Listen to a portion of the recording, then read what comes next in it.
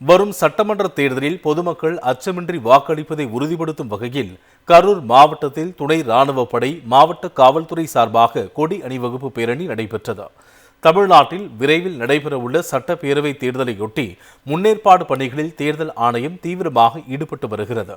தேர்தல் பாதுகாப்பு பணிக்காக கரூர் மாவட்டத்திற்கு 78 மத்திய துணை ராணுவ படையினர் வருகை தந்துள்ளனர். வாக்குச்சாவடி மையத்தின் பாதுகாப்பை உறுதி செய்யவும் பொதுமக்கள் அச்சமின்றி வாக்களிப்பதை உறுதிப்படுத்தும் வகையிலும் கரூரில் துணை ராணுவம் மாவட்ட காவல்துறை சார்பில் கொடி அணிவகுப்பு பேரணி நடைபெற்றது.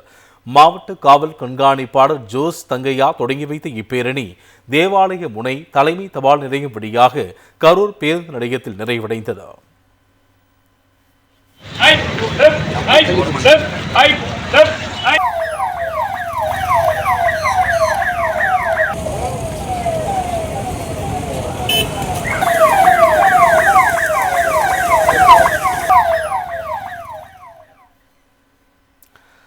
அரியலூரில் மாவட்ட காவல் கண்காணிப்பாளர் விஸ்வேஷ் சாஸ்திரி தலைமையில் எல்லை பாதுகாப்பு படையினர், அதிவிரைவு அதிரடி படையினர் மற்றும் மாவட்ட காவல்துறையினர் இணைந்து கொடி அணிவகுப்பு பேரணியை நடத்தினர். காவல்துறை துணை கண்காணிப்பாளர் அலுவலகத்தில் இருந்து தொடங்கிய இந்த பேரணி பேருந்து நிலையம், முக்கிய கடைவீதி, சத்திரம் உள்ளிட்ட நகரின் பிரதான சாலை வழியாக சென்று ஒற்றுமை திடலில் நிறைவடைந்தது. வரும் சட்டமன்ற தேர்தலில் பொதுமக்கள் அச்சமின்றி வாக்களிப்பதை உறுதிப்படுத்தும் வகையில் கரூர் மாவட்டத்தில் துணை ராணுவப் படை மாவட்ட காவல்துறை சார்பாக கொடி அணிவகுப்பு பேரணி நடைபெற்றது.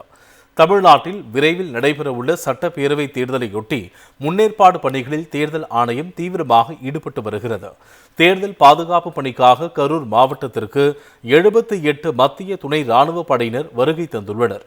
வாக்குச்சாவடி மையத்தின் பாதுகாப்பை உறுதி செய்யவும் பொதுமக்கள் அச்சமின்றி வாக்களிப்பதை உறுதிப்படுத்தும் வகையிலும் கரூரில் துணை ராணுவம் மாவட்ட காவல்துறை சார்பில் கொடி அணிவகுப்பு பேரணி நடைபெற்றது. மாவட்ட காவல் கண்காணிப்பாளர் ஜோஸ் தங்கையா தொடங்கி வைத்த இப்பேரணி தேவாலய முனை தலைமை தபால் நிலையம் வழியாக கரூர் பேருந்து நிலையத்தில் நிறைவடைந்தது.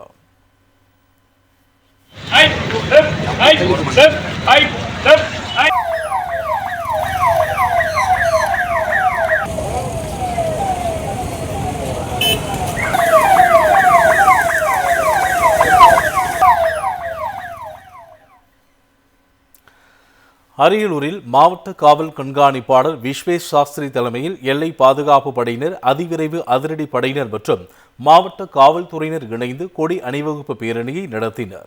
காவல்துறை துணை கண்காணிப்பாளர் அலுவலகத்தில் இருந்து தொடங்கிய இந்த பேரணி பேருந்து நிலையம், முக்கிய கடைவீதி, சத்திரம் உள்ளிட்ட நகரின் பிரதான சாலை வழியாக சென்று ஒற்றுமை திடலில் நிறைவடைந்தது.